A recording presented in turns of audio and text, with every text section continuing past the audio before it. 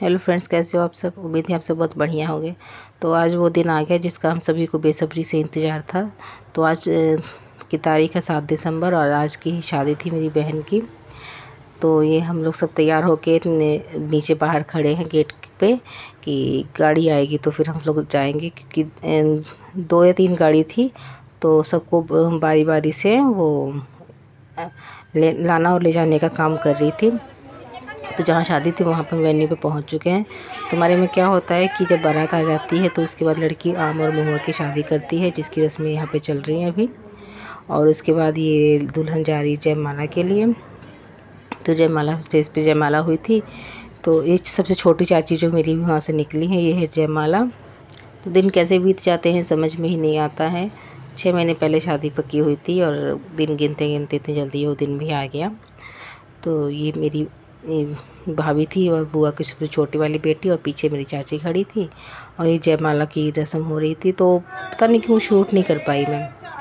फिर जयमाला के बाद हमारे यहाँ परिछन होता है, जिसमें लड़के की नज़र उतारी जाती है, जिसमें आम के पत्ते पे एक पत्ते पे गोबर और एक पत्ते पे चावल रखा जाता है। तो गोबर का जो पत्ता होता है वो पीछे फेंकते हैं और चावल के पत्ते को हमें आगे फेंकते हैं।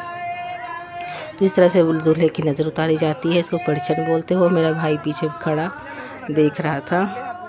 तो शादी में क्या होता है कि लड़की की बड़ी बहन या भाभी जिसकी शादी हो चुकी है तो वो विधकड़ी बनती है, यानी कि जितनी भी शादी में जो रस्में होती हैं दूल्हा दुल्हन की भी, तो सारी वो साथ में करवाती हैं वो। तो और यहाँ पे कुछ जैसे कुछ चीज़ें दिखाई जाती है लड़के को और उसका नाम पूछा जाता है। जैसे यहाँ पे थोड़ा सा हंसी मजाक होता है, वो कुछ बोलता है और यहाँ के लोग तो कुछ अलग ही बोल के या कुछ ऐसा ही करके हंसी मजाक कर देते हैं, जिससे थोड़ा सा खुशनुमा माहौल बन जाता है। तो यही कटोरी में बेसन था, तो वही पूछा जा रहा था बेसन की क्या चीज़ है।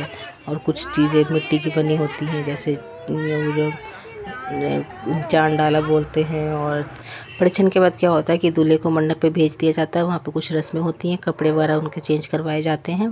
वहाँ पे कुछ रस्में करने के बाद फिर दूल्हा आता है। यहाँ पे नैना जोगिन का सीन चलता है, वहाँ पे विधि होती है।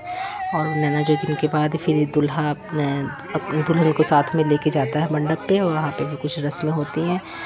कुछ पहले कन्यादान होता है जिसको मैं रिकॉर्ड नहीं कर पाई थी। तो ये है सबसे मेन शादी का जो होता है, पत्थर पे पैर रख के जो वचन लेते हैं, वो रस्म यहाँ पे चल रही है। और उसके बाद फिर भाई अपनी बहन के उसमें हाथों में लावा देता है जो धान का बना होता है। तो वो लावा छिड़कने की रस्म चलती है। उसके बाद फिर लास्ट में कन्यादान की रस्म चल रही है। सब शादी में सबसे मेन बस रस्म यही होती है कन्यादान की, जिसके का इतने दिनों से सबको इंतज़ार रहता है कि शादी होगी शादी होगी। इस रस्म के बाद लड़की बस अब फिर पढ़ाई हो जाती है अपनी। अब हमारा हक उस पर उतना नहीं रह पाता। तो सबसे पहले क्या होता है कि लड़का लड़की की मांग भरता है। तो हमारी में ये पीपा सिंदूर होता है, पीले रंग का या फिर गुलाबी रंग का सिंदूर होता है, इससे मांग भरी जाती है पहली।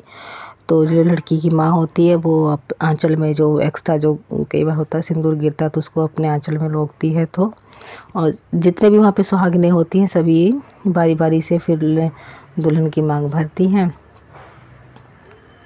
ये सबसे मेरी छोटी चाची हैं। सबने ये विधि आराम से करी, कोई वो नहीं हुआ। और उसके बाद फिर हमारे यहाँ चतुर्थी की शादी होती है, चौथे दिन की शादी। तो बीच में और भी रस्में चलती रहती हैं। तो मेन हमारे यहाँ चतुर्थी की शादी होती है। आज जैसे हमारे फेरे में, हमारी शादी में सिर्फ 4 फेरे होते हैं। जिस दिन चतुर्थी की शादी होती है उस दिन 3 फेरे और होते हैं। और उसमें क्या होता है कि इसमें दूल्हा दुल्हन 4 दिन नहाते नहीं हैं। चतुर्थी में सुबह सुबह उठ के ये बिल्कुल सुबह अंधेरे में ही उठ के नहाना होता है। नहा के फिर शादी की रस्में होती, सारा सेम जैसी आज रात की शादी होती है वैसी होती है। तो उसमें मेन होता है कि जो भी चीज़ें होती ससुराल की होती हैं, कपड़ा वगैरह सब कुछ। और उस दिन जो ससुराल से जो लाल सिंदूर आया होता है उस सिंदूर से मांग भरी जाती है। और उस दिन 3 फेरे होते हैं। तो इसके बाद हमारी शादी हमारे यहाँ संपन्न हो जाती है। और इन 4 दिनों में दूल्हा दुल्हन आपस में बिल्कुल नहीं मिलते। और ये जब शादी सिंदूरदान हो गया तो उसके बाद दुर्वाछत देते हैं, जिसमें 5 चीज़ें होती हैं, चावल, दही, दूध, हल्दी और सब मिला के दुर्वाछत सभी देते हैं बड़े। इसका मतलब ये होता है कि बड़ों ने अपना आशीर्वाद नव वर वधू को दिया है। और इसके बाद फिर चुमावन होता है, जो लाल धान होता है, लाल धान से सभी सुहागिनें औरत दूल्हा और दुल्हन का चुमावन करते हैं। और दूल्हे को दोनों हाथ से चुमावन करते हैं और दुल्हन को बाएं हाथ से बाईं तरफ चुमावन करते हैं। उसमें बाद में जो डाला रखा होता है उसे दोनों को आशीर्वाद के रूप में सिर पे लगाया जाता है।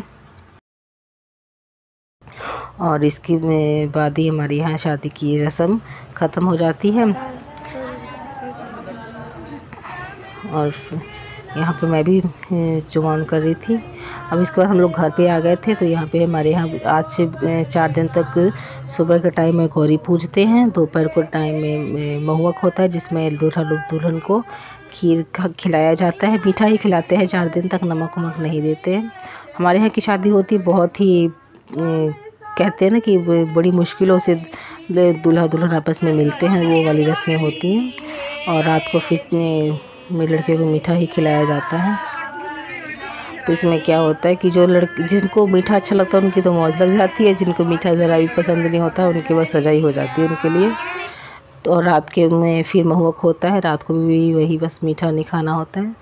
और ये कुछ क्लिपिंग ऐसी हैं। और ये मेरा छोटा बेटा मेरी बुआ की छोटी बेटी के साथ, ये बड़ा बेटा ये बुआ की मझली बेटी है। और ये रहा मेरा ओवरऑल लुक। इसमें मेरी भाभी बुआ की बहू मैं हूँ। ये मैं सबसे इधर लास्ट में मेरी देवरानी है। ये मेरे मम्मी पापा मेरी बहन और मैं। यहाँ पे इसमें मेरा भाई और मेरी भाभी भी है। फैमिली फ़ोटो हो गई है हमारी। और हमारे यहाँ विदाई शादी के सुबह नहीं होती है, 5, 7, 3, 9, 8 ऐसे दिन पे विदाई होती है।